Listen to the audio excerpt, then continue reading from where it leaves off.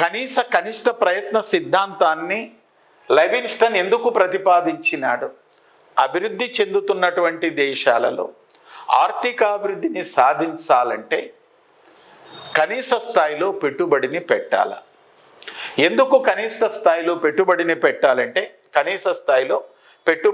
పెట్టాలంటే అభివృద్ధి చెందుతున్నటువంటి దేశాలలో ఒకవైపు అధిక జనాభా ఉంటుంది, మరి ఒకవైపు పేదరికపు విషవలయపు చట్రాలలో చిక్కుకొని ఉంటాయి, తలసరి ఆదాయం తక్కువగా ఉండి జీవన ప్రమాణ స్థాయి తక్కువగా ఉంటుంది, మూలధనం కొరతగా ఉంటుంది, మార్కెట్ అసంపూర్ణతలు ఉంటాయి.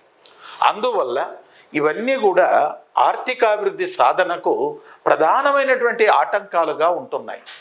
ఈ ఆటంకాలను అధిగమించాలంటే కనీస స్థాయిలో పెట్టుబడి పెట్టి అభివృద్ధికి ప్రయత్నించాలి అంటాడు ఎవరు? లెవిన్స్టన్. మరి అదేవిధంగా లెవిన్స్టన్ ఏమంటాడంటే అభివృద్ధి చెందుతున్నటువంటి దేశాలలో కానీ అల్పాభివృద్ధి దేశాలలో కానీ దేశాల ఆర్థిక వ్యవస్థలో రెండు శక్తులు ఉంటాయి అంటాడు. అవి ఒకటి షాక్ అంటాడు, రెండవది ఉద్దీపనాలు అంటాడు. షాక్ ఏమిటంటే ఆర్థికాభివృద్ధిని అణచివేస్తాయి. బాగా వినండి, ఆర్థికాభివృద్ధిని అణిచివేస్తాయి. ఎలా అణిచివేస్తాయంటే ఉత్పత్తిని, ఉపాధిని, ఆదాయమును, పెట్టుబడిని తగ్గించడానికి ప్రయత్నిస్తాయి.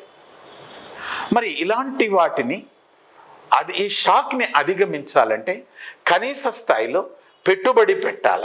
ఈ కనీస స్థాయిలో పెట్టుబడి పెట్టాలంటే ఉద్దీపనాలు లేక ఉత్ప్రేరకాలు లేక ప్రోత్సాహకాలను కల్పించాలి.